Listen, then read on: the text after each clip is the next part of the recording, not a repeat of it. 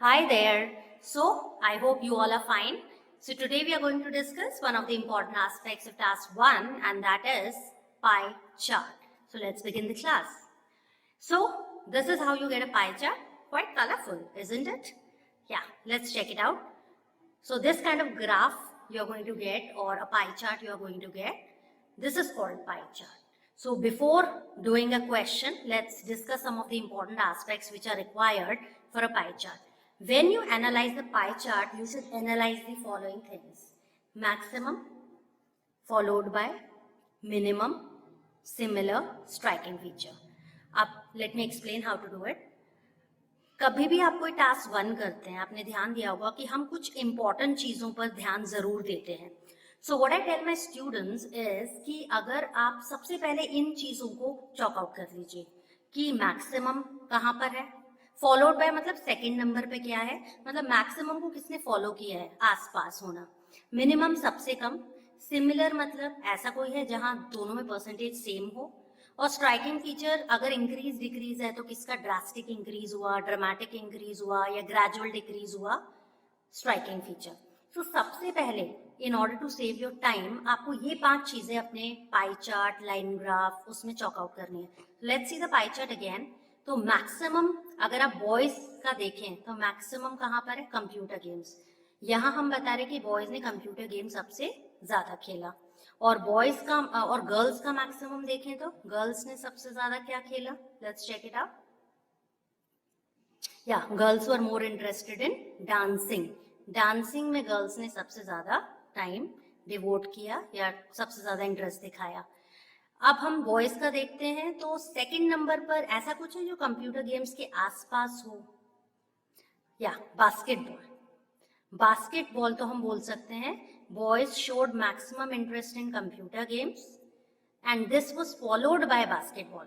अगर यहाँ बास्केटबॉल का परसेंटेज 15 होता और वो सेकंड हाईएस्ट होता तब हम फॉलोड बाय नहीं यूज करते, क्योंकि 34% और 15% में काफी ज्यादा डिफरेंस होता है.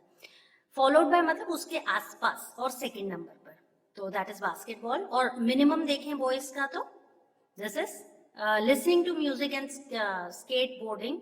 You can say that minimum तो नहीं है. लिसनिंग टू म्यूजिक और स्केट बोर्डिंग के लिए हम यूज कर सकते हैं सिमिलर.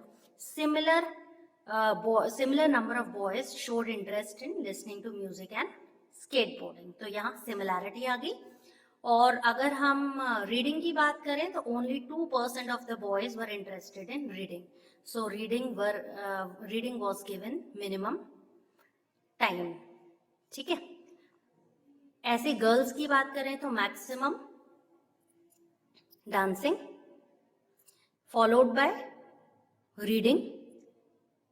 उसके बाद सिमिलर में listening to music and gymnastic में द परसेंटेज इज सिमिलर. अगर पास में लिख रहे हैं तो बहुत सिमिलर. और ऑफ कोर्स नेटबॉल और कंप्यूटर गेम्स में भी परसेंटेज सिमिलर है. तो इसको एनालाइज करने से it becomes quite easy for you to do the pie chart. So I would request you कि आप पहले maximum followed by minimum similar इनको पता कर लें कि मैक्सिमम का परसेंटेज कहाँ है, मिनिमम का कहाँ है.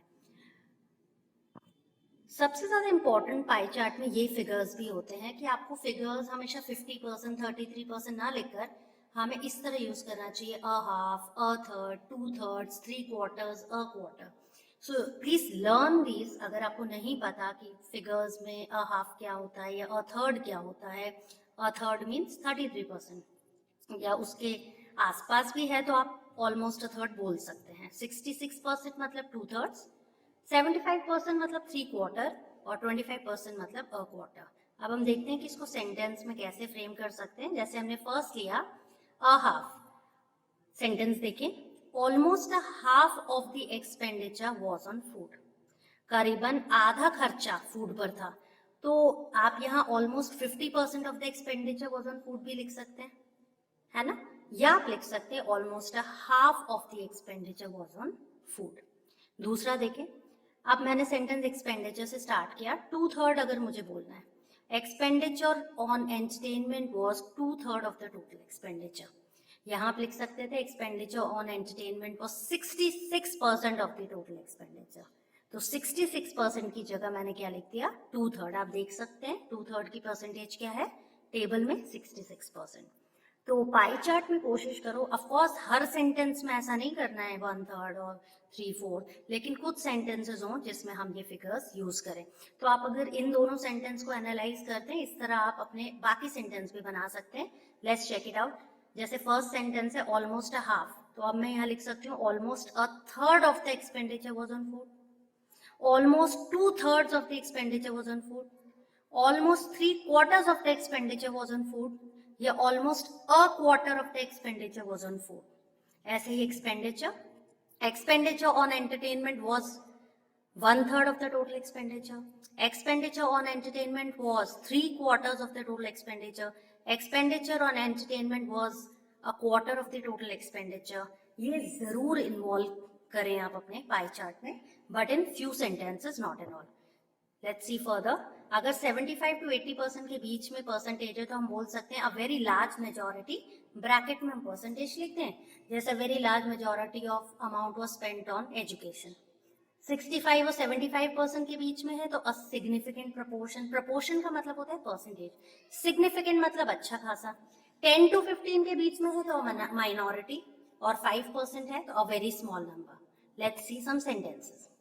अगर हमें 75 to 80% लिखना है तो हमारा सेंटेंस बनेगा a very large majority, bracket में 78% of amount was spent on food. ऐसे हम कर सकते थे a significant proportion of amount was spent on food. First sentence को ही I am analysing. Second sentence देखिए, a significant proportion was incurred on clothes, incurred मतलब खर्च करना, तो यहाँ सिग्निफिकेंट वाला सेंटेंस बन गया। एक पीपल से स्टार्ट किया, people of Indonesia spent only a minority, bracket में लिखा 10% ऑफ अमाउंट ऑन पिज्जा। सो इस तरह आप सेंटेंसेस फ्रेम कर सकते हैं। तो कभी कभी आपको लगे हमेशा मैक्सिमम यूज करना, या उसकी जगह अ वेरी लार्ज मेजॉरिटी यूज कर सकते हैं। जब आपको लगे मैक्सिमम तो नहीं लेकिन अच्छा खासा खर्च हुआ है तो अ सिग्निफिकेंट प्रपोर्शन अच्छा लगता है। एंड जब आपको लगे कि बहुत ही कम खर्च हुआ है तो only a minority is the best sentence. So let's move ahead. Please be careful about these thing in your graph, very very important, and really students commit blunders in this. Please check the graph title and the pie chart subtitles. Look for dates. Dates जरूर देखिए क्योंकि उससे ही पता चलता है present है, past है या फ्यूचर में जाएगा। If the year is before the present year past tense use करेंगे, अगर प्रेजेंट ईयर के बाद है तो फ्यूचर टेंस, और कोई ईयर ही नहीं है तो present simple tense. Check you don't accidentally switch the tense halfway, ये बहुत कॉमन मिस्टेक है। You know some students what they do, start तो उन्होंने देख लिया पास्ट टेंस से, they will start with past tense, but halfway they will switch and they will start using present tense. कुछ तो शुरू में पास्ट टेंस, फिर प्रेजेंट, फिर पास्ट, फिर present. Oh don't do that, not at all, it will take away your scores. So what I suggest is before you start on the answer sheet, above there is a margin, just write, if there is past tense with pencil write past, or if it is present write present, and after doing your writing you say erase karna, that will be really helpful. So please be careful and use these fractions which I taught you in pie chart. So we will be discussing the pie chart question in the next video. Till then keep on working. Thank you and have a nice day.